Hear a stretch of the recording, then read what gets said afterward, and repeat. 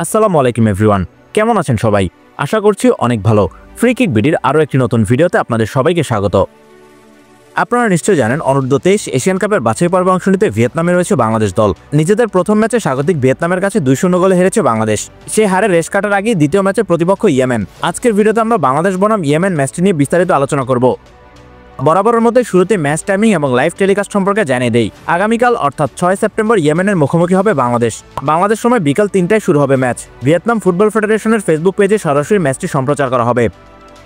জাতীয় দলের ফিফা র্যাঙ্কিংয়ে 156তম স্থানে রয়েছে ইয়েমেন। অপরদিকে বাংলাদেশের বর্তমান ফিফা র্যাঙ্কিং 184। এবারের অনূর্ধ্ব 23 এশিয়ান কাপের বাছাই পর্বে ভালো করার লক্ষ্য ছিল বাংলাদেশের, কারণ দলে রয়েছেন জাতীয় দলে খেলার অভিজ্ঞতা থাকা একঝাঁক তরুণ ফুটবলার। তাদের সঙ্গে যোগ দিয়েছেন কিউবা মিচেল, তানিল শালিক, জায়ান আহমেদ, ফাহমিদুল ইসলামরা। একই সঙ্গে নেওয়া হয়েছে লম্বা সময়ের প্রস্তুতি। তবে ভিয়েতনাম ম্যাচে বাংলাদেশের খেলার ধরন কিংবা অ্যাপ্রোচ প্রত্যাশা মেটাতে পারেনি। ফলাফল ছাপিয়ে খেলার ধরন সমর্থকদের চূড়ান্তভাবে হতাশ করেছে। বলতে গেলে বাংলাদেশ সেভাবে কোনো সুযোগই তৈরি করতে পারেনি। একাদশ নির্বাচন এবং ট্যাকটিক্স নিয়েও প্রশ্ন থেকে গেছে। ভিয়েতনামের বিপক্ষে 4-4-2 ফরমেশনে একাদশ সাজায় বাংলাদেশ। দলে ডিফেন্সিভ মিডফিল্ডার না থাকায় ডিফেন্ডার সাব্বির হোসেনকে খেলানো হয় ডিফেন্ডারদের সামনের জায়গায়। তার দুই পাশে জনি এবং মোরসালিন এবং অ্যাটাকিং মিডফিল্ডে খেলানো হয় কিউবা মিচেলকে। জনি এবং মোরসালিন বেশ কিছু জায়গা কভার করে ফাইনাল থার্ডে বল পাঠানোর চেষ্টা করলেও কিউবাকে ছন্দে দেখা যায়নি। রাইট ব্যাক পজিশনে রিমন হোসেনও বেশ কয়েকবার নাজেহাল হয়েছেন। তার দিক থেকে বেশ কয়েকটি বিপজ্জনক আক্রমণ করেছে ভিয়েতনামের উইঙ্গাররা। এছাড়া একাদশের প্রপার কোনো উইঙ্গার না খেলানোয় বাংলাদেশ সেভাবে আক্রমণই করতে পারেনি। আক্রমণ ভাগে আলামিন এবং আকাশ দুজনই ছিলেন নিষ্প্রভ। তাই এই ম্যাচে ফরমেশনের সঙ্গে একাদশেও পরিবর্তন আসতে পারে। গোলবারে মেহেদী হাসান শ্রাবণের উপরে আস্থা থাকবে বাংলাদেশের। গত ম্যাচে বেশ কয়েকটি দুর্দান্ত সেভ করেছেন তিনি, তাই এই ম্যাচেও শ্রাবণই থাকবেন গোলবারের সামনে।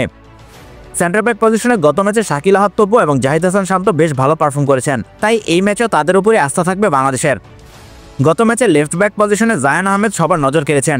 ডিফেন্সিভ এবং অফেন্সিভ দুই ক্ষেত্রে সলিড পারফরমেন্স দিয়েছেন তিনি। রাইট ব্যাক পজিশনে রিমনের জায়গায় খেলতে পারেন সাব্বির হোসেন। মাঝমাঠে ডায়মন্ড শেপ ফরমেশন পরিবর্তন করার সম্ভাবনা রয়েছে। সেক্ষেত্রে কিউবা মিচেলের উপর থাকতে পারে বল ডিস্ট্রিবিউশনের মূল দায়িত্ব। গত ম্যাচে জড়তা কাটিয়ে কিউবাকে এই ম্যাচে ছন্দে দেখার অপেক্ষায় বাংলাদেশের ফুটবল প্রেমীরা। এই পজিশনে সাজেদ জুম্মনকেও ব্যবহার করা যেতে পারে। এছাড়াও সেন্ট্রাল মিডফিল্ডে শেখ মোরসালিন ও মুজিবুর রহমান জনিকে ব্যবহার করার সুযোগ রয়েছে। তাই মিডফিল্ডে সেরা 3জনকে বেছে নেওয়া বাংলাদেশ কোচের কাছে খুবই গুরুত্বপূর্ণ। গত ম্যাচে বাংলাদেশের আক্রমণভাগ ছিল একেবারে নিষ্প্রভ। প্রতিপক্ষ রক্ষণকে সেভাবে কোনো চাপই ফেলতে পারেনি তারা। 4-4-2 ফরমেশনে উইং দিয়ে বলার মতো কোনো আক্রমণই তৈরি হয়নি। তবে এই ম্যাচে ফরমেশন বদলে লেফট উইংয়ে দেখা যেতে পারে ফাহমিদুল ইসলামকে। ইতালিয়ান ক্লাব অলবিয়া ক্যালসিওর এই উইঙ্গারকে প্রথম ম্যাচে ভ্রমণ ক্লান্তি এবং অনুশীলন স্বল্পতায় খেলানো হয়নি। গত জুনে ভুটান ও সিঙ্গাপুরের বিপক্ষে জাতীয় দলের একাদশে ছিলেন এই তরুণ তুর্কি। তাই এই ম্যাচে ফাহমিদুলের গতি ও ড্রিবলিংয়ে আশার আলো দেখতে চাইবে সমর্থকরা। রাইট উইংয়ে একাদশে আসতে পারেন তানিল শালিক। গত ম্যাচে শেষ দিকে বদলি নেমে একটি ক্রস অ্যাটেম্প নিয়েছিলেন তিনি। একই সঙ্গে তার বল রিসিভিং, পাসিং ইত্যাদি টেকনিক্যাল বিষয়গুলো ছিল চোখে পড়ার মতো। তাই প্রতিভাবান এই ফুটবলারের সম্ভাবনা কাজে লাগাতে তাকে আরও বেশি সময় মাঠে রাখা প্রয়োজন। সেন্টার ফরওয়ার্ড হিসেবে হয়তো এই ম্যাচেও দেখা যেতে পারে মোহাম্মদ আলামিনকে। গত মৌসুমে ঘরোয়া ফুটবলে দুর্দান্ত পারফরমেন্স উপহার দিয়ে জাতীয় দলে জায়গা করে নেন তিনি। তবে সাম্প্রতিক সময়ে তিনি প্রত্যাশা মেটাতে পারছেন না। তাই নাম্বার 9 পজিশনে পিয়াস আহমেদ, নোভা কিংবা রাজু আহমেদ জিসানকে ব্যবহার করার সুযোগ রয়েছে। সব মিলে ইয়েমেনের বিপক্ষে বাংলাদেশের একাদশটা এমনই হতে পারে।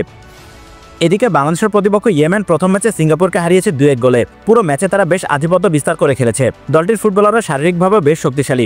একই সঙ্গে গতি দিয়ে প্রতিপক্ষ রক্ষণে চাপ অব্যাহত রাখেন তারা। সেক্ষেত্রে বাংলাদেশের রক্ষণ ও মিডফিল্ডকে বেশ ভালো চ্যালেঞ্জের মুখে পড়তে হবে।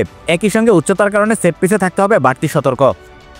দলটির নাম্বার 9 আব্দুল আজিজ মাসনুনকে নিয়ে আলাদা সতর্ক থাকতে হবে।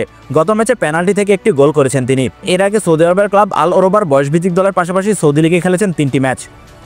দলটির আরেক ফরওয়ার্ড হামজা মাহরুশের দিকেও নজর রাখতে হবে। 21 বছর বয়সী এই ফুটবলার ইতিমধ্যে ইয়েমেন জাতীয় দলের হয়ে 11 ম্যাচে একটি গোল করেছেন। এছাড়া দলটির প্রতিটি পজিশনে প্রতিভাবান সব খেলোয়াড়রা রয়েছেন। সিঙ্গাপুর ম্যাচে তাদের দাপুটে পারফরমেন্স সে কথাই বলে। তাই দ্বিতীয় ম্যাচেও বেশ কঠিন চ্যালেঞ্জের মুখে পড়তে যাচ্ছে বাংলাদেশ দল। একই সঙ্গে রয়েছে ঘুরে দাঁড়ানোর বাড়তি চাপ। সব মিলে তাই ইয়েমেন ম্যাচটাও বাংলাদেশের জন্য আরও একটা কঠিন পরীক্ষার মঞ্চ। ইয়েমেনের বিপক্ষে কেমন করবে বাংলাদেশ? এই ম্যাচে কেমন একাদশ নিয়ে মাঠে নামা উচিত? গত ম্যাচের ভুল শুধরে এবার ঘুরে দাঁড়াতে পারবে তো? কোন কোন জায়গায় পরিবর্তন প্রয়োজন? আপনার মূল্যবান মতামত জানিয়ে দিন কমেন্টে। এতক্ষণ আমাদের সাথে থাকার জন্য সবাইকে ধন্যবাদ।